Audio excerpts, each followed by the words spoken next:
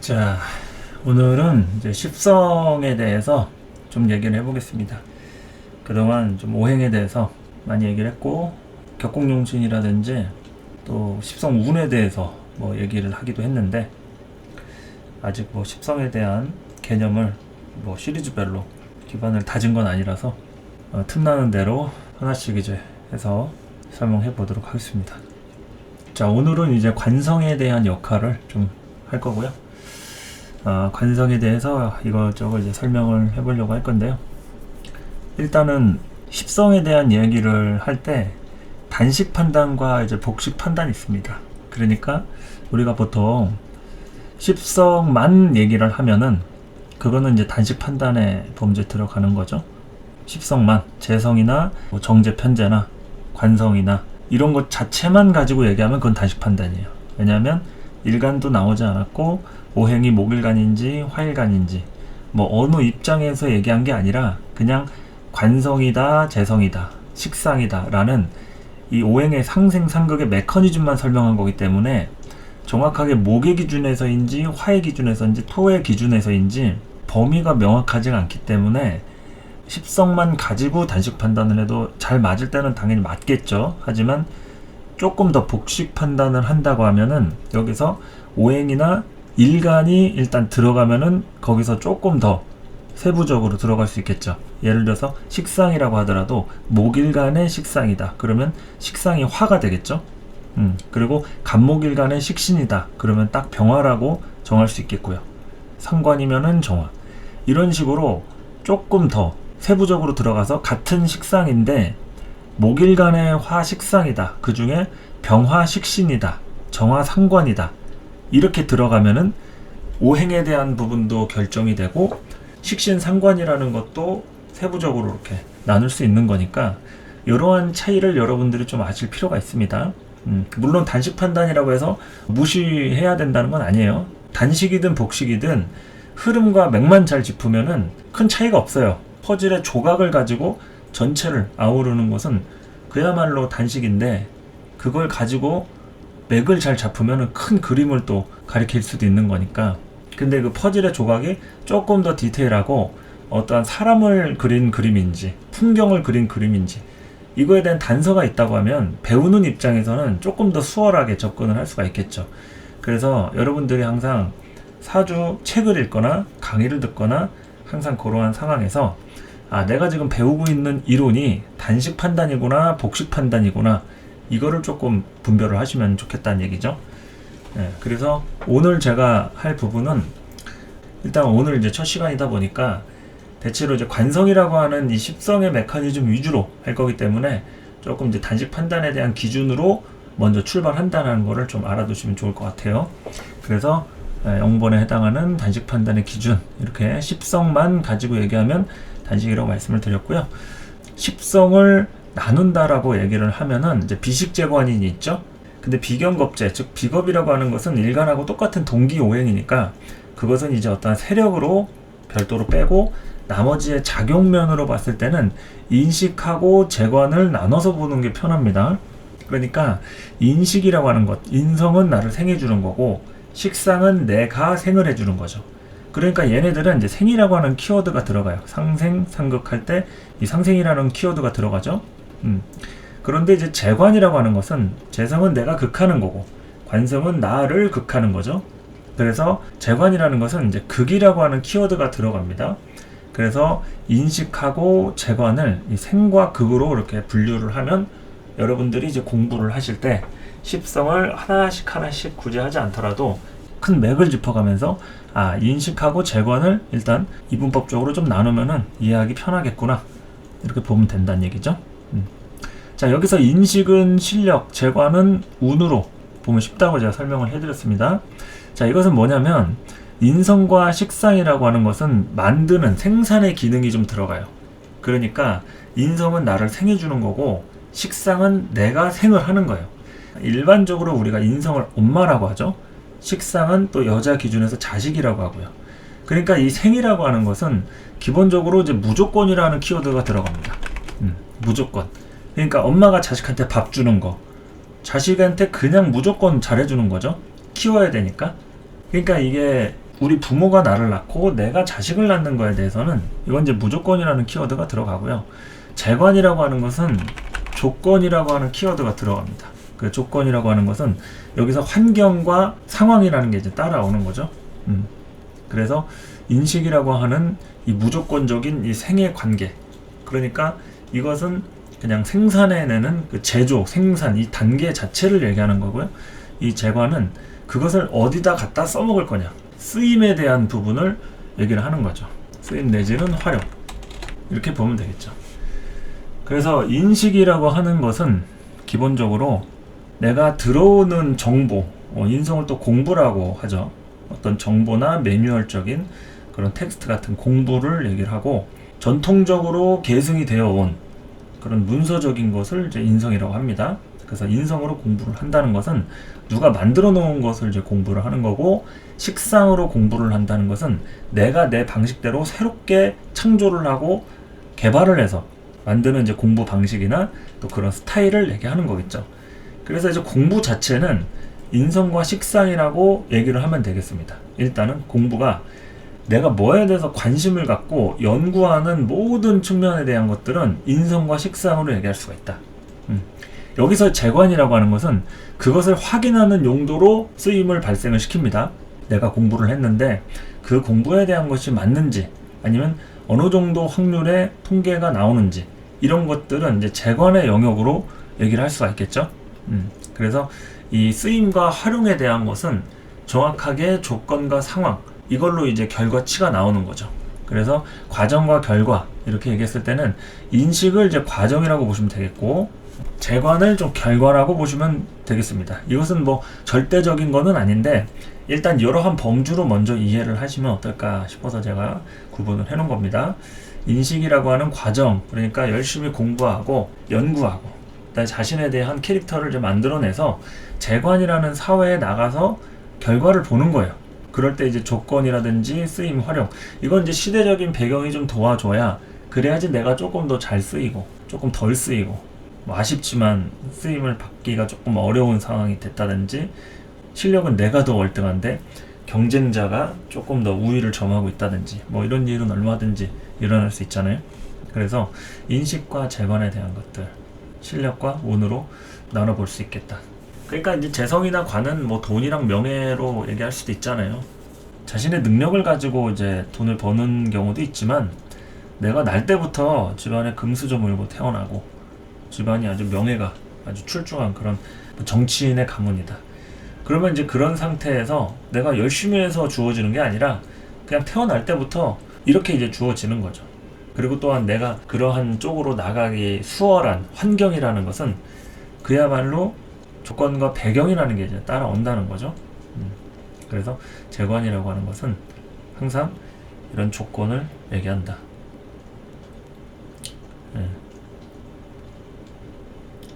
돈 같은 것도 그렇죠. 투자를 하거나 우리가 돈을 벌 때 움직여야지 돈이 됩니다. 아무것도 안 하면은 뭐 돈이 들어올 수가 없어요. 아무것도 안 했을 때 들어오는 돈은 유산밖에 없겠죠. 상속이라든지 유산에 대한 코드로 아무것도 안 했는데 부모가 물려주는 거, 그런 건 이제 인식의 부분이겠죠. 이거는 그냥 무조건 주는 거죠. 내가 잘해서 주는 게 아니라 우리 부모가 그냥 돈을 가지고 있었는데 이제 돌아가시면서 나한테 상속을 해주더라. 근데 보통은 우리가 움직여서 만드는 돈은 다 결국에는 이제 이 조건이라는 게 따라오는 거죠. 운이 좋아야 돈을 조금 더 받을 수 있고, 운이 안 좋으면 받아야 될 돈도 못 받고 임금체불 뭐 이런 것도 있을 수 있고, 뭐 다양하잖아요. 그리고 관이라고 하는 명예도 내가 정말 잘해야지만이 명예를 얻는 게 아니라 시대가 나를 주목할 수 있는, 즉 나의 주특기를 조금 더 각광을 받게끔 세팅이 되어야, 그래야지 이제 명예가 생기는 건데, 내가 얼굴이 길쭉한데 얼굴이 길쭉한 사람을 막 싫어하는 시대야. 그러면 내가 욕을 먹겠죠. 근데 그게 반대로 얼굴이 길쭉한 사람이 대세야. 완전히 인기 최고입니다. 그러면 내가 명예롭게 지금은 인기를 얻을 수가 있겠죠. 근데 얼굴이 길쭉하든 안 길쭉하든 그게 중요한 게 아닙니다. 시대가 어떤 것을 요구하느냐, 이거는 내가 그걸 만들 수가 없겠죠. 어떨 때는 좀 음악 같은 거를 예를 들면 뭐 촌스러운 음악인데도 막 엄청 유행을 탈 때가 있고, 어떨 때는 엄청 세련됐는데 사람들이 전혀 안 듣고 그 유행이라는 거는 참 알다가도 모를 일이잖아요. 패션도 그렇고. 그러니까 이제 그런 것들을 얘기를 하는 게 그 재관이라는 얘기인 겁니다. 그래서 좀 재관은 운이다. 그냥 이렇게 저한테 배우실 때는 이렇게 이해를 하시면 된다 이거죠. 뭐 다른 쪽으로도 해석을 할 수 있습니다. 뭐 재관 실력이라 할 수도 있고 인식을 또 운이라고 본다고 하면 또 그 관점으로도 해석을 할 수는 있는데 먼저 일단 저는 이렇게 좀 구분을 한다 이런 얘기죠. 자, 그리고 이제 3번으로 넘어가면 재성은 내가 만들어가는 기회, 관은 주어지는 기회 이렇게 얘기를 했습니다. 방금 2번에서 설명한 거에 대한 연장선인데 이 재성이라고 하는 것은 내가 극하는 거잖아요. 내가 극하는 거기 때문에 내가 움직이는 걸 얘기하는 겁니다. 내가 움직이는 거예요. 그래서 재성이 발달된 사람들은 자기가 딱 어떤 타이밍에 움직이고 치고 빠져야 될지를 잘 아는 거예요. 그러니까 이 사람들은 남의 집에 가도 움직임이 딱딱 정해져 있어요. 많이 가봤기 때문에. 그러니까 이제 그러한 사람들은 뭐를 주고 뭐를 받으면 될지에 대한 계산이 철저하죠. 그러니까 내가 만들어가는 기회니까 이 사람들은 이제 선택이라든지 어떠한 상황에 대해서 정확하게 조금 더 효율을 따질 줄 안다는 거죠. 내가 만들어가는 기회니까. 그러니까 똑같이 관과 재가 운이어도 재성은 내가 직접 움직여가지고 만들어가는 기회라고 보시면 된다는 겁니다. 그런데 반면에 관은 내가 움직이는 거랑은 상관없이 환경적으로 주어지는 거예요. 그러니까 첫 번째로는 이제 가정 환경이 될 수 있겠죠. 집안에 대한 가문이라든지 가정 환경, 또 배경, 내가 다니고 있는 학교, 내 직장 이런 것들은 물론 내가 노력을 하고 뭐 입사 지원을 하고 또 학교도 내가 뭐 시험 응시를 해가지고 들어갈 수는 있겠지만 이미 그 대전제적으로 내가 다니는 학교 이전에 내 주거지가 정해져 있잖아요. 그 주거지에서 가까운 쪽으로 이렇게 연결이 될 거고 또 부모가 이제 좀 의도한 대로 그렇게 이제 내가 학업에 대한 이제 환경과 분위기를 만들게 되는데 이거 자체는 그야말로 주어지는 기회라는 거죠. 내가 만들고 싶어가지고 갑자기 이사를 하고 어디 학교로 가고 뭐 짝꿍을 바꾸고 싶다 해가지고 뭐 짝꿍을 바꾸고 뭐 반을 바꾸고 이런 것들은 이제 쉽지가 않죠.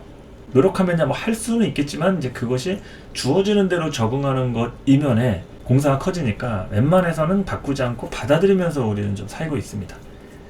그래서 재하고 관을 여러분들은 이렇게 구분을 하실 때 재는 일단 무조건 얘네들은 이제 민첩한 애들이라고 좀 보시면 되겠습니다. 내가 만들어가는 기회니까, 즉 우리가 부자가 되고 싶거나 아니면 재테크를 할 때 있잖아요. 정보가 있어야지 내가 그걸 사는 게 이득인지 파는 게 이득인지를 알 수가 있겠죠.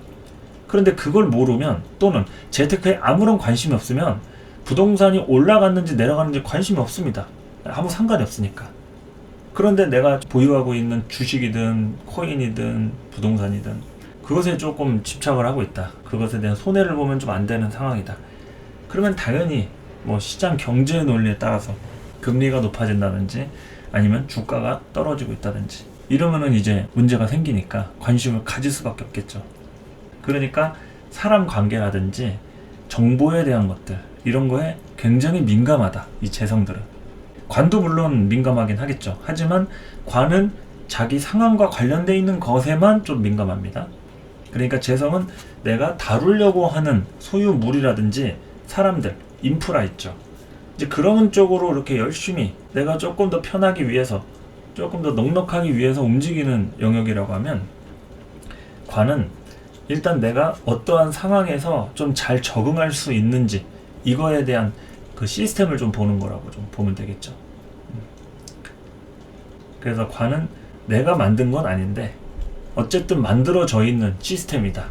재성도 시스템이고 관성도 시스템입니다. 제가 보통 관을 시스템이라고 얘기를 많이 하는데 재성은 시스템을 만들거나 아니면 만들어가는 과정이에요. 완전히 만들었다고 얘기할 수는 없어요. 왜냐면 시스템에 관심이 없으면은 그냥 돈만 벌고 뭐 안 만들 수도 있으니까. 근데 관들은 대부분 시스템이 만들어져 있어요. 내가 좋든 싫든 누군가 만들어 놨던 게 나한테 좀 전달이 되는 게 좀 크니까 그렇게 둘 다 시스템인데 재성은 내가 만들어가는 시스템이라고 보면 되고 관은 그냥 어디 학교에 들어갔는데 어디 회사에 들어갔는데 거기 규칙이 어떻다더라. 뭐 몇 시에 출근하고 몇 시에 퇴근하고 업무할 때 뭐 어떤 건 하면 안 되고 뭐는 해도 된다. 이런 것들이 있잖아요. 이제 그런 것들. 자, 그리고 이제 관성은 이제 정관과 편관으로 나눠져 있죠. 극하면서 음량이 같으면은 편관이고 다르면 정관입니다. 이 극한다는 건 나를 극하는 거겠죠. 관이라고 하는 것은 벼슬관자를 써서 나를 극하는 것. 그러니까 이제 하기 싫은 걸 얘기하는 거예요. 이 관성의 역할이란 거는 대부분 이 시스템이고 막 운이고 이런 걸 얘기하지만 우리가 만들어갈 수 있는 거는 사실 재성이에요. 그러니까 이제 고소에도 재하고 관을 비교할 때 재성을 더 높게 칩니다. 절대로 관을 높게 치는 법이 없어요. 연회자평이라든지 삼명통해라든지 뭐 명리정종이나 이런 고소를 봐도 재하고 관을 놓고 봤을 때는 다 재를 능력자로 보여요. 이 재가 극하는 입장이니까 관은 그걸 당하는 입장이에요. 그러니까 어떤 방식으로든 관에 놓여져 있는 사람은, 그러니까 좋게 얘기하면 그 바운더리 안에서만 움직이면 되기 때문에 큰 그런 불상사가 생기지 않습니다. 그런데 단점은 그 울타리 밖을 못 벗어난다는 얘기죠. 그래서 5번에 써있는 이 관이 있는 사람, 이건 이제 시스템적으로 움직이려고 한다, 이런 얘기를 하는 거죠. 시스템적으로 움직이려고 한다. 그러니까 전형적으로 누가 만들어 놓은 시스템이 있기 때문에 그 시스템에서 자꾸 벗어나면 질타가 따라오는 거예요. 왜 지시대로 규정대로 안 하냐, 누군가 바로 얘기를 하겠죠. 내가 안 하면 남이 대신 해야 되거나 피해를 보는 사람이 있으니까. 영역 내 활동이 우선이라는 거예요. 관이 있는 사람은 영역 내에서의 활동이 우선이다. 그러니까 영역동물이란 얘기죠. 관성이 되어 있는 사람은, 관성이 덜 되어 있거나 아예 없는 사람에 비해서는 굉장히 영역적인 활동을 한다. 익숙한 울타리 환경. 그러니까 이제 관성이 있는 사람이 누군가를 새롭게 만났다, 친해지려고 한다, 그러면은 굉장히 어색하겠죠. 낯설기도 하고. 영역 밖에 있는 사람이기 때문에 이걸 내가 어떻게 판단을 해야 될지 분간이 안 가는 거예요. 시간이 많이 필요하다는 거죠. 그런데 영역 내에 있는 사람이다, 그 얘기는 이제 처음 보긴 했지만 우리 회사 부서로 발령을 받았어. 그리고 지금은 처음이지만 앞으로 나랑 함께 할 사람이야. 이러면 이제 거기에 대해서 적응을 할 마음을 먹겠죠. 그런데 어쩌다가 그냥 지나가다 마주친 사람이라든지 옆집에 이사를 온 사람이라든지 아니면 뭐 내가 자주 가는 카페에서 자주 보게 되는 뭐 알바생이든 뭐 그런 좀 불특정 다수 안에서 이제 엮이는 사람들 있잖아요. 그거는 영역 내 활동이라고 보기에는 내가 거기를 안 가면 그만이니까 조금 애매한데, 이것 또한 계속 규칙적인 어떤 루틴을 만들어낸다고 하면 영역 내 활동이 될 수가 있어요. 무조건 관이라고 해서 직장 내에서만이 관이 아니라 내가 일정하게 맨날 다니던 카페라든지 어디 편의점이든 뭐 비디오 가게든 음식점이든 이런 거에서 어떠한 하나의 레파토리가, 시스템이 형성이 된다. 그러면은 이게 익숙한 울타리 환경이 되잖아요. 내가 맨날 먹던 커피와 내가 맨날 그 앉아있던 자리에 대한 이런 것들이 나한테는 관이 되는 거야. 그래서 그런 것 쪽으로 하려고 하는 사람이다. 그러면 이제 관을 지향한다라고 볼 수 있는 거죠. 사주에 관이 있고 없고가 중요한 게 아니에요. 우리가 관이 없어도 자기가 다니는 데만 다니려고 하는 사람 있죠. 그건 관을 지향한다는 거예요. 거기가 나한테 좀 안전하다, 그리고 내가 그렇게 하는 걸 원한다, 이런 거니까. 그래서 이제 관이 있는 사람은 이제 영역 내 활동이고 시스템적으로 움직이려고 한다, 이렇게 좀 보시면 되겠고. 그리고 이제 관이 없는 사람이라고 하면은 시스템이 없는 거잖아요. 시스템이 없거나 이제 만들거나 아니면은 만드는 게 좀 배보다 배꼽이 더 크면은 만들지 말고 어디 만들어져 있는 거 사올까 막 이 생각을 하는 게, 그게 이제 관이 없는 사람이란 얘기예요. 그렇기 때문에 이제 바운더리가 넓다고 얘기할 수 있겠죠. 그러니까 바운더리가 울타리인데 울타리가 안 쳐져 있으니까 활동 반경이 굉장히 넓다는 거예요. 그러면은 활동 반경이 넓으니까 영역 밖에서 활동하는 사람이 되겠죠. 그러니까 내 영역이 어딘지가 정해져 있지 않은 겁니다. 보통은 우리가 학교 생활을 할 때 같은 반에 뭐 몇십 명 있다 하면은 그 중에 옆에 있는 짝꿍하고 제일 많이 친하게 되죠. 앞뒤로 있는 사람이든. 그런데 그것이 이제 관이라고 하면 그걸 자꾸 넘어가게 되면 다른 반 친구하고 친해진다든지 아니면 다른 학교에 있는 친구하고의 관계가 형성이 되는 거 있죠. 그런 걸 얘기하는 겁니다. 내 영역 밖에서 활동하게 되는. 그러니까 이게 어색한 환경이 되겠죠. 근데 어색하다 해가지고 관이 없다 해서 어색한 게 아니라 그 어색한 환경에서 적응할 줄 아는 동물이라는 얘기죠. 아까 관이 있는 사람은 영역동물이라고 했죠. 근데 관이 없는 사람, 무관은 영역동물이 아니니까 어색한 환경에서 적응할 줄 아는 거예요. 근데 그것은 자기가 필요하다고 생각했을 때, 필요하다고 생각을 안 하면 관심이 없겠죠. 적응할 생각이 없는데 누가 와서 말 건다고 하면 관심을 안 보이는 겁니다. 근데 내가 필요한 부분에 한해서 말을 걸거나 어떤 상황에 대화를 해야 된다. 그러면 그것에 대한 세팅을 정확하게 하는 거예요. 왜냐면 그런 어색한 환경이 자연스러우니까. 맨날 그렇게 살아왔으니까. 근데 반면에 관이 되어 있는 사람은 이런 어색한 환경이 굉장히 불편하겠죠. 해본 적도 없고 왜 해야 되는지를 모르겠으니까 좀 짜증이 날 겁니다. 이게 관이 하는 역할이 정확하게 이제 규칙성을 부여하기 때문에 그래요.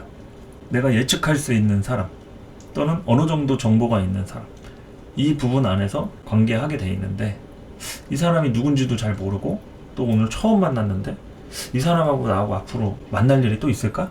이런 거에 대한 좀 미래지향적인 관계냐 아니냐. 우리가 영역 내에서 활동하면 미래지향적이잖아요. 앞으로 또 만나야 될 사람이니까.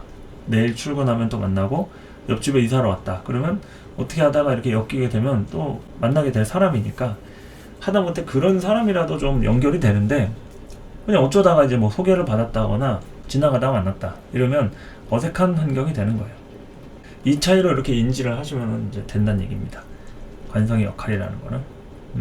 그래서 처음부터 너무 막 복잡하게 뭐 관성이 있다 해가지고 사주를 어떻게 보고 뭐 관운에 뭐 내가 직장을 다니고 뭐 남자가 들어오고 뭐 어떻고 이런 거 떠나서 여러분들 일단 관이 뭔지 이런 것을 차근차근 이제 이해를 하시는 게 중요해요. 관성의 역할이라는 게. 근데 일단은 관이라는 건 뭐냐면 나를 힘들게 하는 거예요. 극하게 만들고 힘들게 하고 뭐 회사를 다니고 회사를 우리가 막 좋아서 다니는 건 다 아니죠. 돈 주니까 다니는 거지. 원래는 능력 있고 내가 하고 싶은 일 있으면은 그걸 통해서 자기 개인 사업을 하든 내 적성을 살려가지고 돈을 많이 버는 일을 하지. 회사 다니면서 눈치 보고 뭐 욕먹고 시간도 내가 일하기 싫은 시간에 나가가지고 막 야근하고 누가 하고 싶겠습니까? 그쵸? 근데 그런 것들이 다 관이잖아요. 그래서 관적인 직장이 있고 또 관적이지 않은 직장이 있는 거예요. 이게 직장인이라고 해서 무조건 다 관이 있을 거라고 생각하시면 안 되는 게 이 여기 있는 이제 시스템적으로 움직인다고 한 게 정확하게 이제 관으로 내가 회사를 들어갔다라고 하면은 정확하게 그 회사의 공고 모집 이런 걸로 이제 뽑은 거예요. 면접을 통해서. 근데 관적이지 않다라고 하면은 내가 뽑은 적이 없는데 어떻게 하다가 이제 관계자 관련해서 채용이 되거나 뭐 누구 소개로 들어가거나 뭐 임시로 이제 정확하게 이제 정규직으로 뽑은 건 아닌데 어떻게 하다가 이제 뭐 알바식으로든 임시로 대타로 했는데 근데 정규직이 된 거야. 아니면 계약을 계속 무기한으로 연장이 된다든지 이런 것들이 이제 시스템이 아닌 관이 아닌 형태잖아요.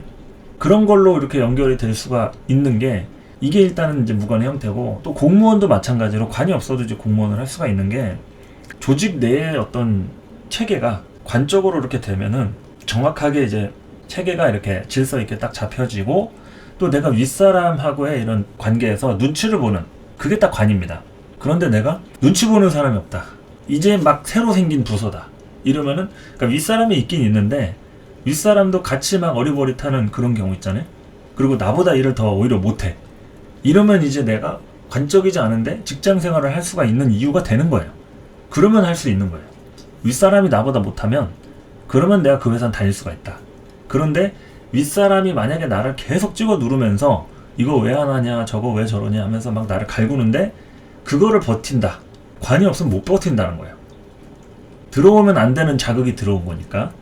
그런데 윗사람이 일을 못하거나 아니면 내가 눈치를 보지 않아도 되는 환경에서 조금 자유롭다. 이 질서 체계가. 이러면은 이제 공무원이 됐든 대기업이 됐든 중소기업이 됐든 알바가 됐든 아무 상관없이 다닐 수 있다는 얘기예요. 그러니까 직장이라고 해서 무조건 관운에 뭐 회사 다니고 이런 게 아니라 내가 어디를 가느냐가 중요한 거잖아요. 예, 규칙이 타이트한 데가 있고 조금 자유롭고 좀 느슨한 데가 있듯이 이 관이라고 하는 부분은 그래도 그 계보가 있다라는 거니까 인수인계를 정확하게 딱딱 받고 그리고 전임자가 했던 그런 형태에 대해서 딱 하면 되는 일이 정해져 있는 거고 관이 아닌 부분에 대해서는 본인의 역량이라든지 능력 있죠. 그게 중요할수록 더 가치 있게 좀 회사를 다닐 수 있는 조건이 형성이 되는 거죠. 그러니까 내가 원래 100만원짜리 회사를 다니는데 300만원짜리 일을 하고 있어. 거의 3배로 내가 회사에 기여하는 바가 크다 이거잖아요. 그게 이제 관적이지 않은 사람들이 이제 그러고 다닌다는 얘기입니다. 돈은 100만원 받으면서 300만원어치 일을 한다. 그런데 이제 누가 뭐라고 안 하니까 그냥 다니는 거예요. 근데 거기서 누가 뭐라고 하면 다니겠냐 이거지. 돈도 100만원 밖에 안 받는데 누가 나를 갈구기 시작한다. 갑자기 뭐 윗사람이라고 해가지고 뭐 트집 잡기 시작한다 이러면은 문제가 생기는 거죠.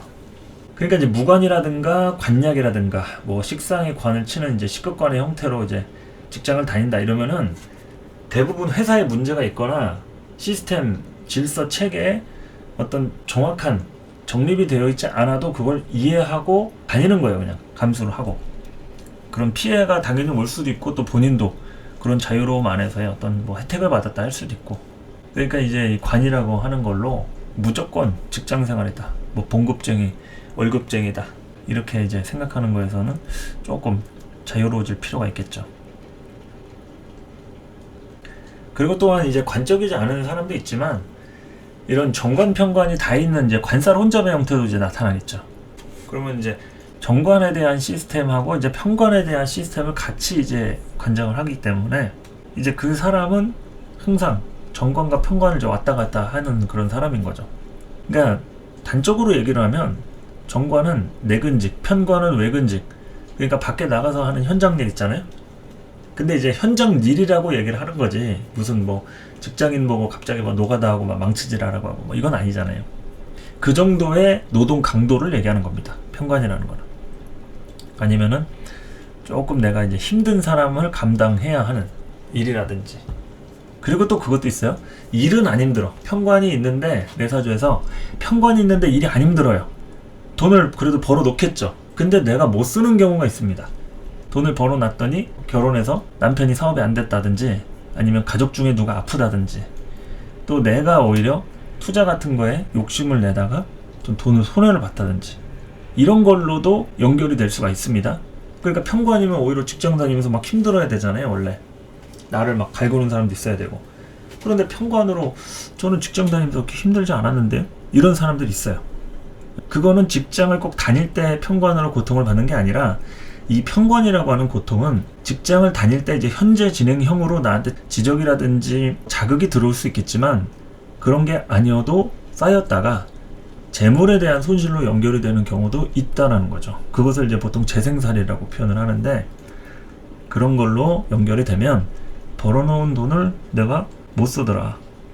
남이 쓰더라. 아니면 어떠한 상황으로 인해서 내가 좀 내어줘야 할 일이 생길 수 있는 그런 게 이제 생길 수 있는 거죠. 그래서 이제 재생살에 대한 부분하고 이제 편관으로 얘기를 했는데 어쨌든 이제 관살 혼잡이라는 게 그런 겁니다. 정관이라고 하는 것은 정확하게 내가 예측한 것만 하려고 하는 게 정관이고요. 편관은 어느 정도 내가 참는 만큼 권위가 생기는 그런 좀 권력형의 이런 부분을 얘기를 하는 거예요. 그런데 정관과 편관을 자꾸 왔다 갔다 하니까 이게 또 금묘화실상 어느 시점에 정관이 있고 어느 시점에 편관이 있는지가 좀 중요하긴 할 텐데 어쨌든 그런 것들이 같이 있어가지고 혼잡적 성향을 띠고 있다라고 하면은 그러면 이제 정관적으로 이렇게 안정을 하려다 보면은 자꾸 편관에 대한 스트레스가 이제 따라오는 거죠. 또 편관으로 밖에 나가서 적응하려고 하면 또 회사에 들어와서 막 컴퓨터 만지라고 하고 이러는 거죠. 나는 몸 움직이는 게 편한데 망치질하고 그냥 시멘트 포대 나르고 이러는 게 편한데 와가지고 막 자꾸 무슨 타이핑 치고 막 소프트웨어 만지라고 그러고 이러면은 자꾸 이게 승질 나듯이 그런 것들이 계속 왔다 갔다 하는 거죠. 그러니까 관이라고 하는 부분에 대해서 우리가 좀 잘 살펴봐야 하는 게 과연 관이 있어야지만 좋을까? 그리고 또 없는 사람은 무조건 안 좋은 걸까? 이런 거에서 조금 생각을 해볼 필요가 있는 거예요. 무조건 뭐 있다고 해가지고 좋고 없다고 해가지고 안 좋고 그런 것도 아니고 또 없다고 해가지고 또 좋다라고만 할 수가 없겠죠. 울타리 자체가 없으면 보호를 받지 못한다는 거니까 그런 걸 이제 생각해 보시란 얘기죠. 장단점이 다 있다. 유관이든 무관이든 장단점은 다 어디 가나 다 있다. 보통 이제 직장 생활이 힘들다. 이거는 이제 관에 문제가 있어서 힘든 게 아니라 직장 생활은 원래 힘든 겁니다. 원래 남의 일 해주고 돈 받아 먹는다는 거는 이제 원래 힘든 거죠. 원래 힘든 거다. 우리가 자기 일을 하고 싶지 남의 일 해줘가면서 그 돈 받고 괜히 생색 부리고 막 이러는 거를 감당하고 싶지 않잖아요. 그러니까 뭐 관에 문제가 있어서 힘든 거냐? 예, 그게 아니라 남의 일을 해주면 원래 힘들다. 그러니까 힘들더라도 좀 공치사를 좀 덜하는 회사에 가서 덜 힘들고 싶은 거죠, 우리가. 아니면 돈을 많이 받고 힘들고 싶다든가. 예. 힘들긴 힘든데 돈을 많이 주면은 그럼 열받지 않잖아요. 돈을 쥐꼬리만큼 주면서 이제 생색은 막 오지게 내니까 그런 게 이제 많이 힘든 거다. 이런 얘기죠. 그래서 이제 오늘은 이제 개요에 대해서 관성이 이제 이런 거다. 어떻게 보면 이제 관성에 대한 이제 찍먹 개념으로 간단하게 설명을 해드렸고요. 이제 앞으로 차근차근 나아가서 이제 관성이 다른 뭐 십성을 만났을 때라든지 관성이 이제 목화토금수의 뭐 오행별, 목일 간 관성이라든지 뭐 토일 간의 관성 이런 것들이 또 다를 거 아니에요. 이런 것들을 이제 좀 하나씩 좀 살펴보는 그런 시간을 좀 만들어 볼까 합니다. 그래서 유익하게 들으셨다고 하면 또 피드백도 좀 남겨주시고 이렇게 하나씩 좀 체계를 잡아가면 좋을 것 같아요. 열심히 공부하시고 또 저는 다음 시간에 찾아오도록 하겠습니다. 감사합니다.